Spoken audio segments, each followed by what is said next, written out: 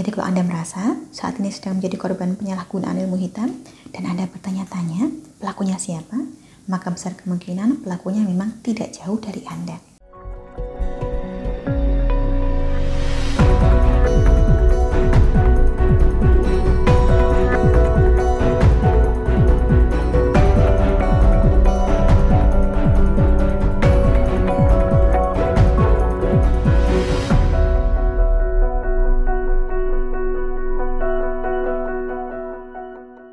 Salam Rahayu, dengan Dewi Suntari di sini seperti biasa.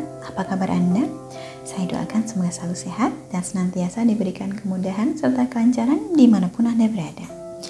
Ada sedikit percakapan menarik dengan salah satu dari Anda yang belum lama ini berkonsultasi dengan saya. Jadi beliaunya ini menghubungi karena merasa dirinya telah menjadi korban santet atau guna-guna. Ada sejumlah gejala yang sudah berbulan-bulan dirasakannya, termasuk susah tidur di malam hari. Kalaupun tidur, pasti mimpi buruk. Kepala, pinggang, dan dadanya juga sering sakit. Lama-lama, jadi sering bertengkar dengan suami. Bawaannya di rumah panas dan tidak betah. Bekerja pun gampang mengantuk dan letih. Terakhir, usahanya jadi sepi.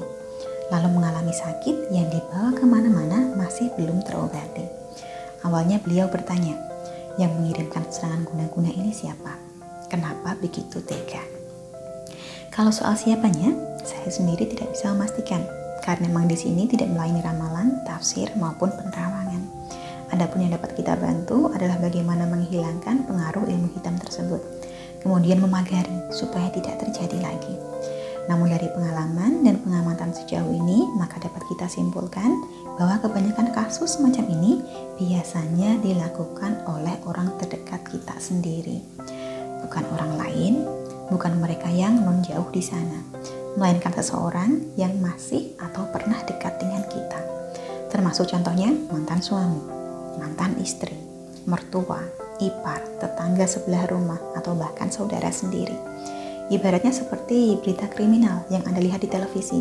Kadang kan kita mendengar ada berita pembunuhan, seorang wanita ditemukan meninggal.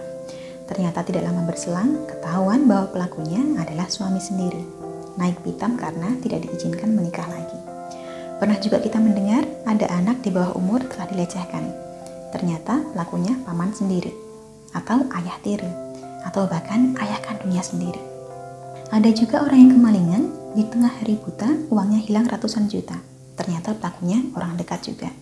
Karena kalau bukan orang dekat, dari mana bisa tahu bahwa si korban ini menyimpan uang ratusan juta di rumahnya?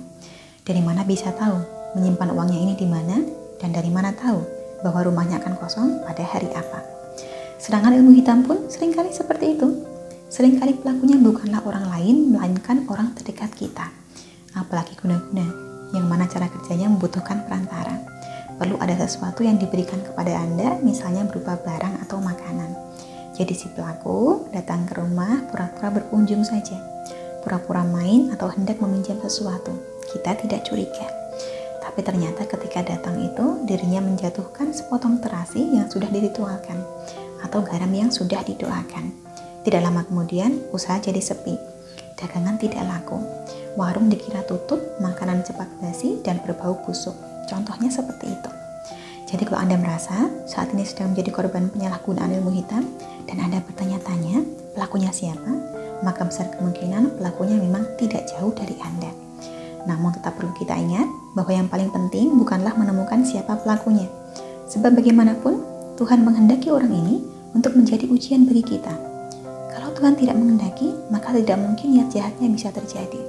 Lebih baik kita fokus untuk menyembuhkan diri, menghilangkan pengaruh ilmu hitam ini, kemudian kita pagari agar kedepannya tidak terkena lagi. Caranya bagaimana? Pakai garam pengeruat untuk membersihkan. Lalu pakai jimat raja pagar gaib untuk memagari. Lebih jelasnya, hubungi nomor yang tertera. Nanti akan kita bantu ritualkan dulu sesuai nama dan tanggal lahir Anda. Baru setelahnya, garam pengeruat dan jimat pagar gaib kita kirimkan ke alamat Anda. Anda tinggal campurkan garam pengeruat ke dalam air, lalu gunakan untuk mandi. Jimatnya disimpan saja, nanti sudah ada panduan tertulisnya. Dan pengalamannya mereka yang sudah pernah mengalami seperti Anda dan melakukan ruwatan sebagai solusinya bisa Anda simak sebagai berikut.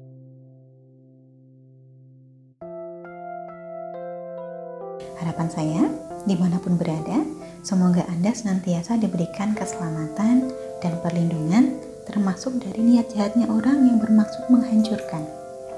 Akhir kata, terima kasih banyak untuk Anda yang telah menyaksikan. Sampai jumpa di kesempatan selanjutnya dan salam Rahayu.